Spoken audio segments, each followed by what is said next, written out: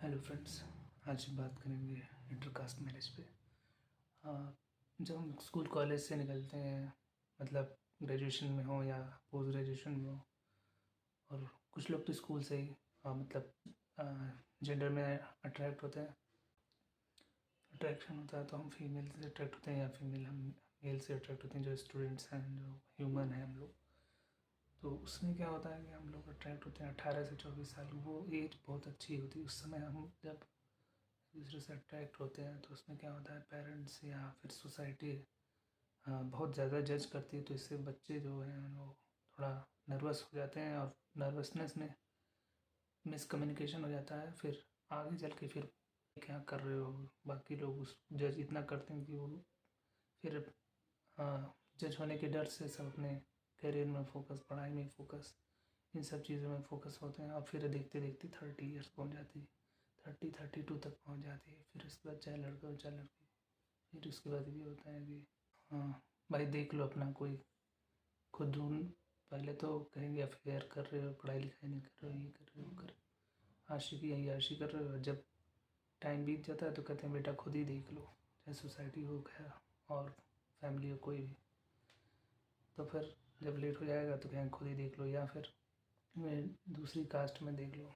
लेकिन अगर वही चीज़ जब अपनी एडल्ट एज में 18 to 25 में अगर दो लोगों का बन रहा है, बात बन रही, तो या तो बिगाड़ देंगे, लोग बिगाड़ देंगे, चाहे कोई भी हो सकता है, colleagues, friends, bosses, family, society, parents, guardian, कोई भी, तो वो बिगाड़ देंगे, जिससे कि आपका बन नहीं पाएगा। अब जब लास्ट में आके जब आप इंटरकास्ट करना ही है तो पहले करो। पहले में क्या दिक्कत है, पहले में बहुत ऑप्शन था ना, कि हम बहुत सेठ हैं, बहुत प्राउड रहता है। जब पेरेंट्स की भी उम्र ढलती है, जब आपकी भी उम्र ढलती है, तब सबको कहलाती है कि नहीं भैया, जो हो रहा है वैसे ही कर लो, टाइम निकल रहा है तो वैसे ही कर लो।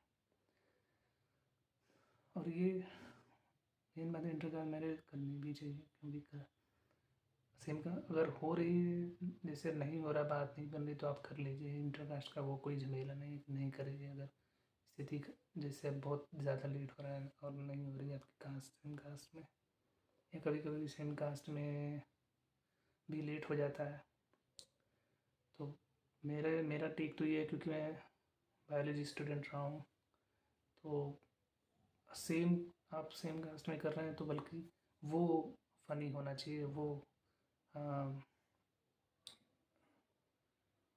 फ़नी होना चाहिए, या फिर वो क्वेश्चन में आना चाहिए कि ऐसा क्यों कर रहे हैं, सेम कास्ट में क्यों कर रहे हैं? क्योंकि आप अगर सेम कास्ट में कर रहे हो तो या तो आप एक मान के चलो, या सिस्टर से कर रहे हो, या first cousin, second cousin, third cousin, इन्हीं में से किसी से आप कर रहे हो। ये हो सकता है, क्योंकि आप सेम लीनिएज में शादी कर रहे हो।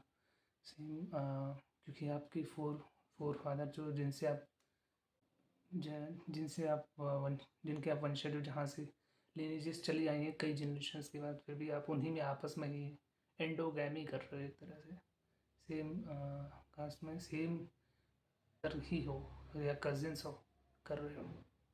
और क्या होता है कि इंटर कास्ट में बहुत लोग बोल देते हैं कि बीमारी हो जाती है, बच्चा मतलब अच्छा नहीं होता है, प्रॉब्लम होती है, तो वो बहुत केस है, कम है वो भी। क्योंकि मैं अब साइंस की लैंग्वेज में कहूँ तो ये तो जनरल, उसके लिए बता देता हूँ लोगों को कि इसमें इंटरकास्ट करने से क्या होता है कि आपका गोत्र गोत्र छोड़िए, आपसे बहुत दूर होता है। जो डीएनए, जो मतलब हम लोग एक तरह से प्रोटीन, कार्बोहाइड्रेट और फैट्स और ये सब का एक्यूमुलेटेड फॉर्म, और वो स्ट्रक्चर्ड फॉर्म है, तो हमारी बॉडी एक बॉडी के फॉर्म में है। लेकिन वो है कहाँ से, वो डीएनए से आया है। तो डीएनए से फिर आरएनए, आरएनए से प्रोटीन, ऐसे साइंस में एक टर्म है, तो ये चीज़ है। तो डीएनए से मतलब है, तो डीएनए जब दो डिफरेंट कास्ट के लोग रहेंगे तो डीएनए आपस में जो नए कॉम्बिनेशन बनते हैं, हर बार डीएनए का कॉम्बिनेशन बनता रहता है। जब भी नई प्रोजनी आती है तो उसके लिए एक नया सेटअप कॉम्बिनेशन ऑफ डीएनए होता है, तो वो जितना डिफरेंट होगा उतना बढ़िया आपस में जुड़ करके, कंबाइन हो करके नया वेराइटी जो है हमारा DNA, deoxy ribo nucleic acid, वो नई अच्छी ब्रीड के फॉर्म में, अच्छी हाइब्रिड मॉडल की फॉर्म में होगा, जो अच्छा प्रोडक्ट मोस्टली हो सकता है।